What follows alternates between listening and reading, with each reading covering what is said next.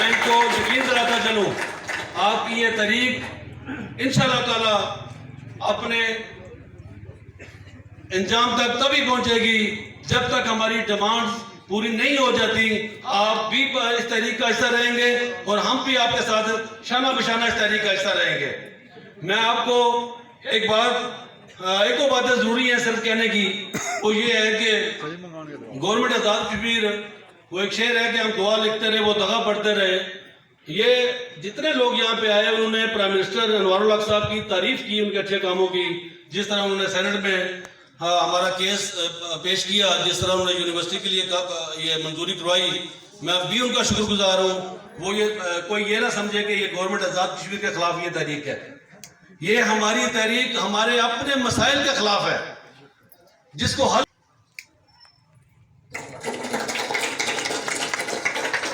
یہ تحریک اس تحریک کی کامیابی بار کونسل کے ہاتھ میں, آپ کے باقی جو نمائندگان ہیں ان کے ہاتھ میں نہیں ہے. اس کی خوبصورتی یہ ہے کہ یہ تحریک آپ کے اپنے ہاتھ میں ہے. میں آپ کو بھرپور یقین دلانا چاہتا ہوں کہ میں نے پچھلا بل نہیں جمع کرایا اور انشاءاللہ تعالی اس وادی کے اس تحریک کے مکمل ہونے کے بعد آخری بل ہی جمع کراؤں گا انشاءاللہ میں.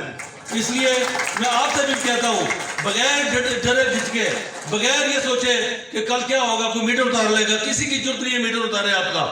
یہ بار کونسل میں آپ کے پیچھے کھڑا ہوں اپنی یونین کونسل میں پورے علاقے کے ساتھ. باقی نمائندے یہاں موجود ہیں, جتنی یونین کونسل ہے سب کے لوگ نمائندے موجود ہیں, لیکن ان کے پیچھے بار کونسل کا یہ وعدہ کھڑا ہے کہ کسی کا کوئی مسئلہ ہوا تو وہ بغیر فیس آپ کے نمائندوں کو آ کے دینا. میں تو یہ سمجھتا تھا کہ یہ جو ہم تحریک چلا رہے ہیں یہ بھی انہیں کا حق تھا, ہمارا حق تھا, لیکن انہوں نے کمال مہربانی کی ہم سب پہ اور یہ سارا بندوبست کیا. میں اس کا ایک دفعہ پھر شکریہ ادا کرتے ہوئے یونین کونسل بنڈالہ سے جتنے لوگ آئے اور جتنے لوگ گھروں میں ہیں ان تک بھی پیغام دیجیے گا کہ کوئی بندہ اب اس کے بعد بل جمع نہیں کرائے گا. انہی لوگ ایسے ہی نوبت آئی تو ہمارا اگلا مارچ منگلہ ڈیم کی طرف ہوگا. پھر ہم وہاں جا کے ہم اپنے کھمبے نہیں اتاریں گے.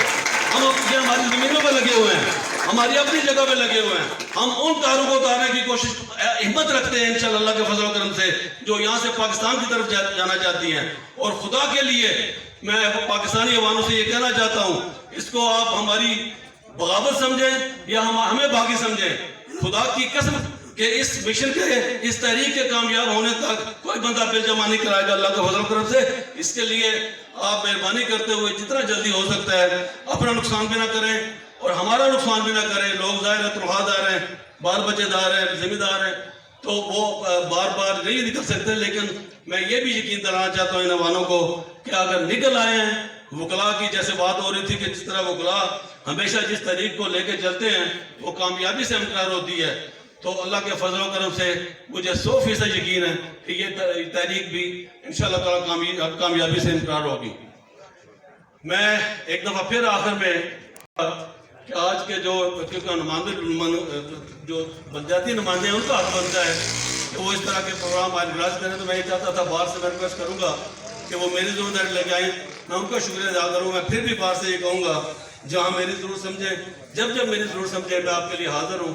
اور انشاءاللہ تعالیٰ آپ کو ذرا پریشان ہونے کی ضرورت نہیں ہے کسی کو بھی.